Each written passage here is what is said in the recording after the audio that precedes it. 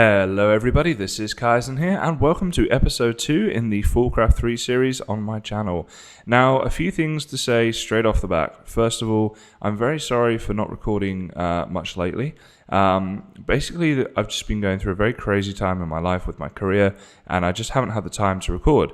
But I actually got this thing, we have baubles, this glass loyalty medals, that's 20 hours of playtime, as I was about to do my intro, literally just a few seconds ago, so that was cool. So yeah, that's for 20 hours of playtime. So as you can see from that, I have been playing. So I'm going to have a little walk around and catch you guys up on what I've been doing, and also just just kind of get back into things. So obviously, as I say, it has been a little while, and I do apologize for that. I'm hoping to record more regularly from now on. Now, first thing is I made this big farm area, and then a couple of creepers blew up some big holes in my farm area, so I made this big fence all the way around, and I took the trouble to light the whole thing up. And the farm was going great. We have all these different crops and things going on. We had animals and all this sort of stuff. And then I come here one day, just a couple of days ago, in fact, and I see there's this big ditch here. And I'm like, what's that? And then there's this big ditch here, which goes underneath there, and it's like some sort of giant worm has gone through my farm or something, because loads of stuff has just been ripped out of this farm. Look at it. It's just random holes and things everywhere, and it's really annoying. So yeah, I think I have no idea what this even is, or how this happened. It seems like a lot of this stuff, the loamy grass path, is what's disappeared, but then also some of the crops have disappeared, but then some are fine, as you can see here. So I really don't know why that happened, but I think what I need to do is just move my farm basically and do it somewhere where I can have, hey, look, sheep with a party hat. Do it somewhere and not do it so vanilla, just use the modded farmer blocks and things. But why was I doing all this farming? Well, if we come into this wonderful kitchen I have built here, cows in the kitchen so we can get milk in the jar, and that is for these things, the toad in the hole. So I wanted to make English food, and toad in the hole is a very English dish, and to make the Yorkshire puddings we need some sort of milk, so having these milk jars everywhere, that's why they're there, and the cows here just to fill them up. So as you can see, I've got 47 toad in the hole on me, so that's been my food source. It's given me this toughness thing and a load of extra hearts there, as you can see, a load of extra health hearts. So that's been very good, and it's a good source of food at the moment. If I go onto my nutrition, you see that I'm 100% for dairy, grain, and protein, but my fruit and veg are lacking. So yeah, that's kind of the food situation. Now let's go to the waystones. Oh, and that's the point. When I go onto my journey map, these waystones, you'll see here I can teleport to them. That's because I'm op, because this is my server, but I realize I'm not supposed to be able to do that, so I won't be doing that anymore. I didn't realize that was, I was cheating accidentally. Okay, so anyway, waystones I can use, that is part of the vanilla sort of thing, and I'm going to go to my base. Ugh. That's such an annoying teleportation sound that I will have to edit out, but my ears are dying. So, a bit of a rudimentary base going on here, but as you can see, I've built a bit of a building. Now, this is meant to look like a kind of modernish sort of building, just using, basic materials. This is actually just cobblestone that I've chiseled, so pretty easy, and then glass that I've chiseled. So we've got this modern building going on. Next to the village, as you can see here, just connects up there. And the point of this is just going to be for an early game area to put machines. So what I figured is any sort of power I'll put up on the roof, feed the power lines down through the center here, and have machines going all around the center here like this. Then over here we've got some storage going on, and it's kind of random at the moment. I need to find a way to kind of label this stuff. But yeah, that's what's going on. And then a bed and crafting benches, all that good stuff. So this is where I'll be building. You see we've got the sliding door as well. Very cool. Just to get in and out of that building. And I've got a waystone here so I can teleport here. So that's kind of what I've been working on, is that. I've also done a lot of mining, and I'll show you guys something cool actually. So my mine is also accessed through here. Oh, and actually before I eat this, because this is going to disappear very quickly, I've got this thing, the Gluttony Charm, which basically means, if we get that out and hover over it, does it tell us what it does?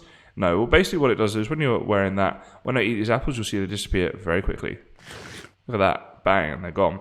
It's the same for all my food. If I eat toad in the hole, bang, just literally just click that. I wasn't holding my right click down, and it just immediately does that. So that's very cool, speeds up the eating. So down here, we have our mine, which doesn't look like much for a second, but when we get around the corner and down here, you'll see that we have a big mine. Now I'm waiting until I get fortune, until I use the diamonds, until I gather the diamonds, I should say. But basically, because of vein miner, I just come in here and look at this bit of cobble, bang. There, not cobble, is it? It's stone. You get what I'm saying.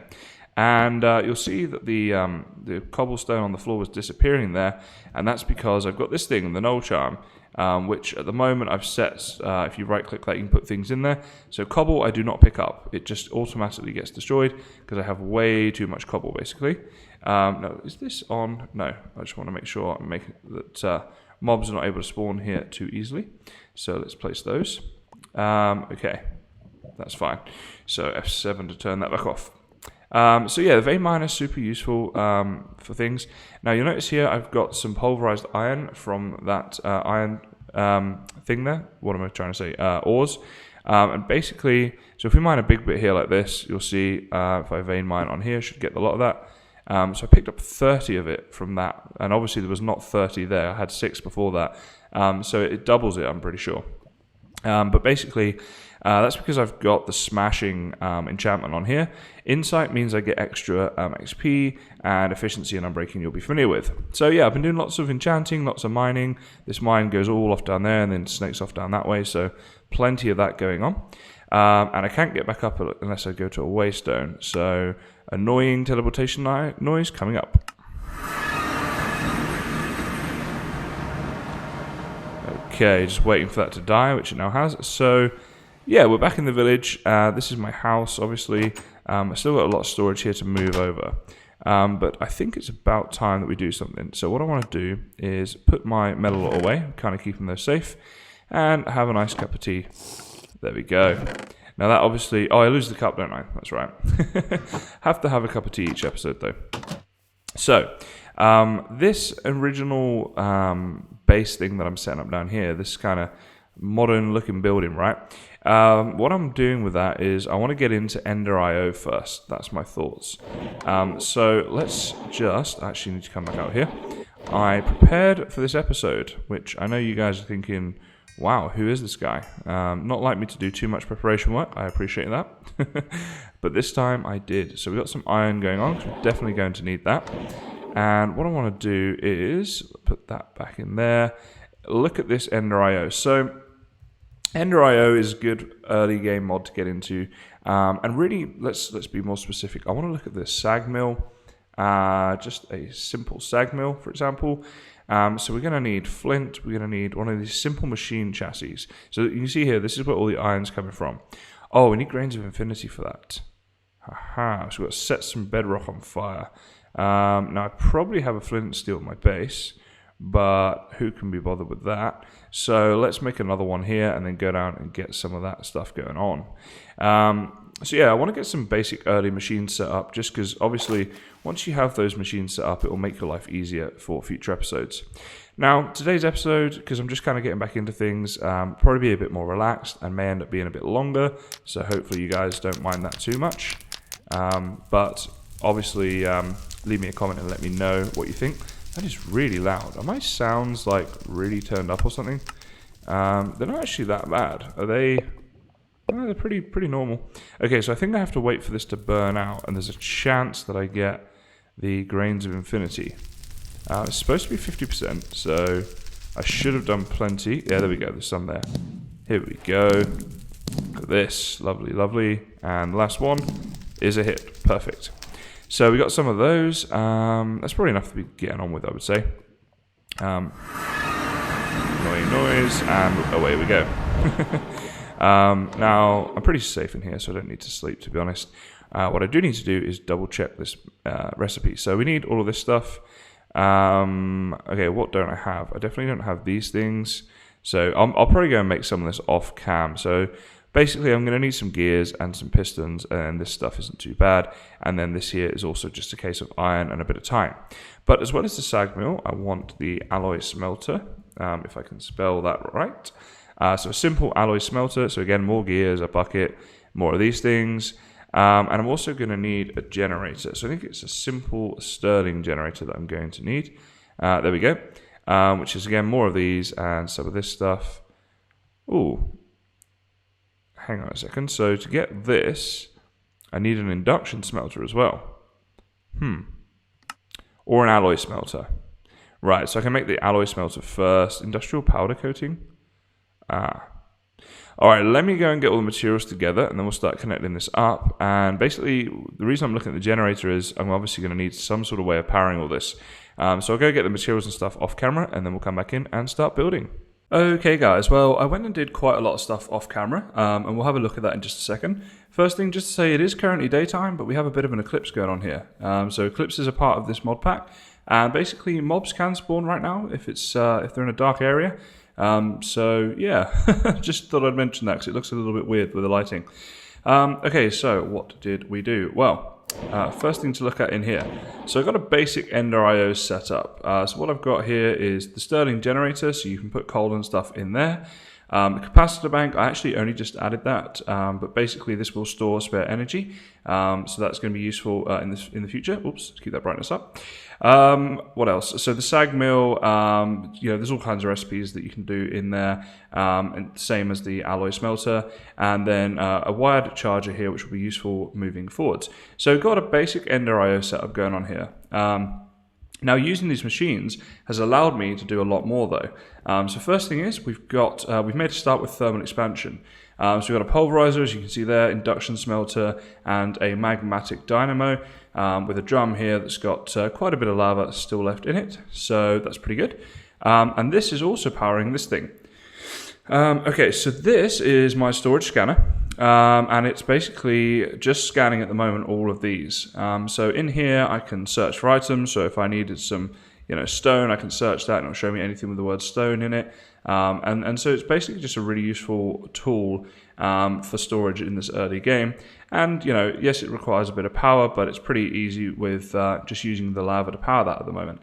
So definitely like a huge improvement having this kind of storage thing going on. Super excited about having that. It makes my whole life a lot easier on here. And then down here is where the mine goes and that sort of thing. I think I showed you that before. So out here, we've got a lot of stuff going on out here. What's this thing? A blizz rod. I just killed a blizz. I can hear something. Where is that? Aha, there you are. Yeah, I just killed a blizz before, so that's how I got that one. Got some snowballs from it as well. Let's just kill this dude. So actually this is good because now I've got a bit of experience I can show you. So this here is all experience, and if I stand on this drain you'll see that my experience bar right now has got some green in it, and there we go, it takes it all out. Now it looks instant when I do it like that. It's actually not instant. If I had 30 levels I'd have to stand there for quite a while, but because I had such a small amount that's why I did that. Now if I come over here I can get experience by right clicking like this with an open hand, and that's how I get my levels to then go and do some enchanting. Stand over here, you'll see it just gradually drains it down. It gets stored in the drum there and then piped into here. So yeah, pretty cool little setup there. And then our enchantment area here with a few anvils and things going on. This thing I'm super excited for. This is the enchanter. So you need written books, or book and quills I should say, to enchant. But then look at the recipes here. So basically whatever enchantment you want you can get. And it just shows you there. So basically the written book, combine that with some blaze powder, some lapis, and some levels depending on what you want in terms of fire protection. Obviously fire protection 1 requires a lot less than fire protection 3, 4, whatever, so on. But yeah, there's all kinds. There's 14 pages of recipes here using all different things. You can get mending I saw on here. That was infinity there, so that's cool. Just basically whatever you want you can get. So that's going to be super useful. In here, I know I've got close to about 60 levels, so I can definitely get a lot of enchanting done if I want, and that's a super useful tool for that. Okay, over here, we have a really cool mod. This is bonsai trees. And you see in here, these bonsai plants are outputting into these chests, and we're getting all kinds of things. So we've got some normal stuff, right? We've got oak, is this my birch? Yes. Spruce. Jungle, and then acacia, and then we've got some cherry wood as well, so we're storing up some cherry wood there.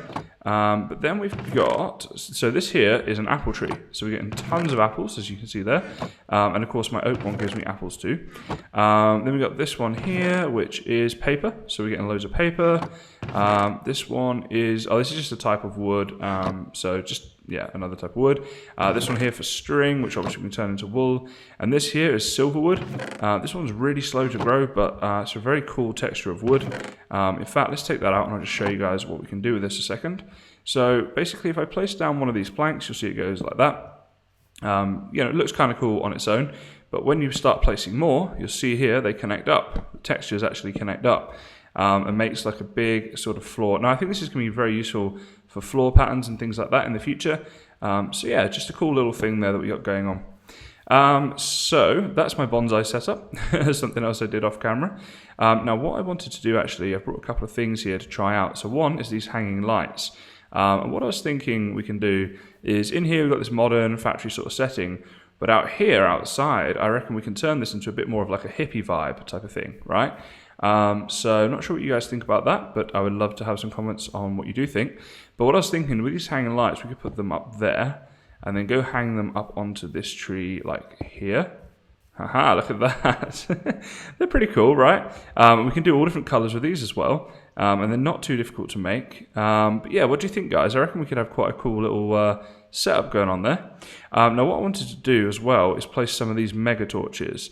So you'll see here, if I look mega torch like this, it says there, prevents natural spawning of hostile monsters in a decent radius around the torch. Now, I don't know exactly what a decent radius is, but yeah, I figured this could be quite useful. So I think if we put one, we can kind of hide them a bit. I'm just assuming they have an unlimited Y value. We'll see. So we can put like one there. I reckon one like over here, maybe like here should be fine. Just trying to protect this sort of area. And then one over near our waystone would be cool too. So hopefully that will help with mobs around this area. To stop them from spawning. We'll see how that goes. I might do a bit of research on this as to what the area of effect actually is, but yeah, pretty cool. So yeah, hippie vibe I'm thinking. So these are like hanging lights. Let's just jump back inside a second and have a look at this. So hanging lights. So here are all different colors, as you can see. I used the yellow ones, which basically just needs some hanging lights with glowstone dust. So basically iron ingots, string, and yellow fairy lights, and the yellow fairy light is just created like this. So this is an alternate recipe, I suppose, is it? Or oh, that's twinkle. Oh, I guess that makes them twinkle instead of like at the moment they are. I wonder if that's the case. Let's see if I've got any glowstone here, because that'd be kind of cool. So we can shift click to just get one of those. I guess we're gonna have to take them down in order to test this. There we go. And let's see, it was just like next to each other in the thing, right? Yes, okay, let's see if they start twinkling now. So put them back up over here, like this. Are they twinkling? They're definitely a different texture. Yeah, there we go. They are kind of twinkling.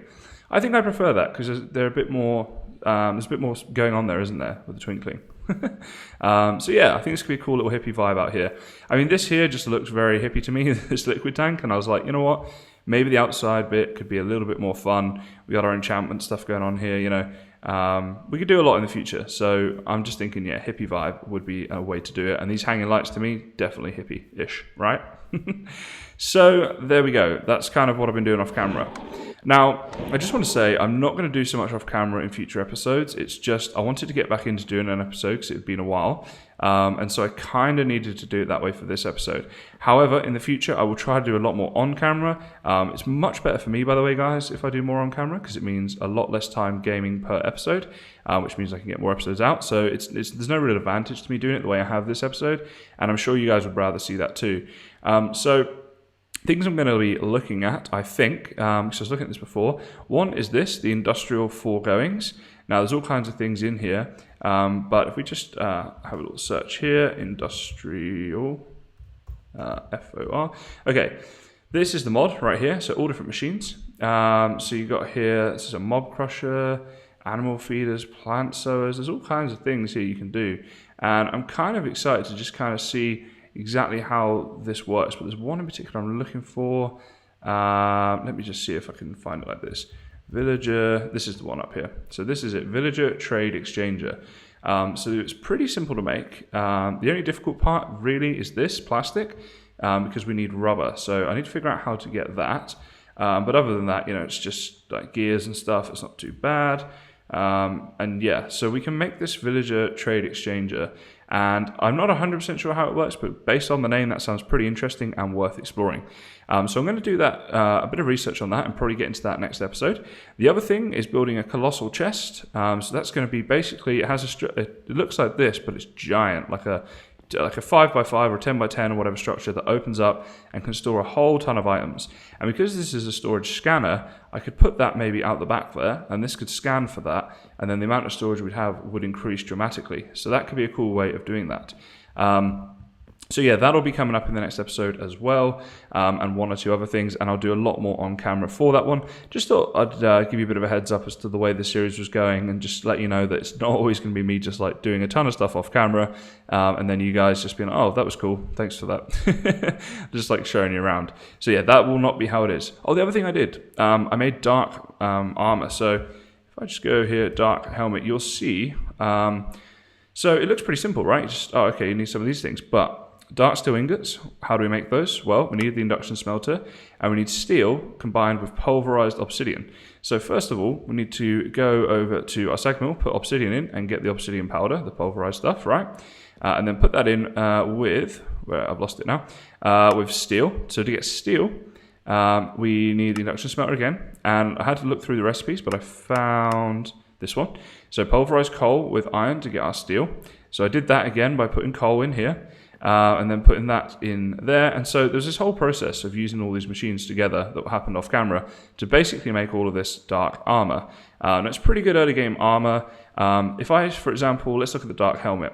You'll see here +1 armor toughness, +2 armor, and the durability is a maximum 385. If I look at an iron helmet, here we go. You'll see here +2 armor and durability 165. So this has got way more durability, which is quite useful early game.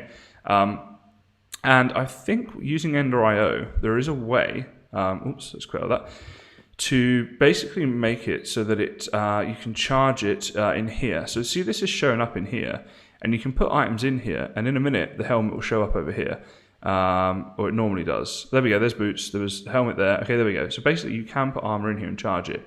Not 100% how you do that, or if I want to do that, but yeah, because at the moment I can't put it in there, right? So I think there could be a way of recharging this armor in the future. I might have to like combine it with other things.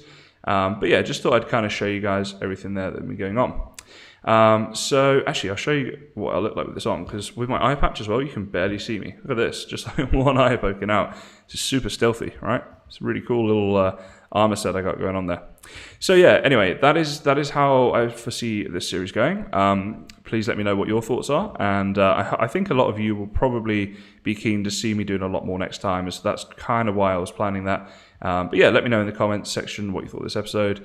It's good to be back, guys. Apologies again for it being so long.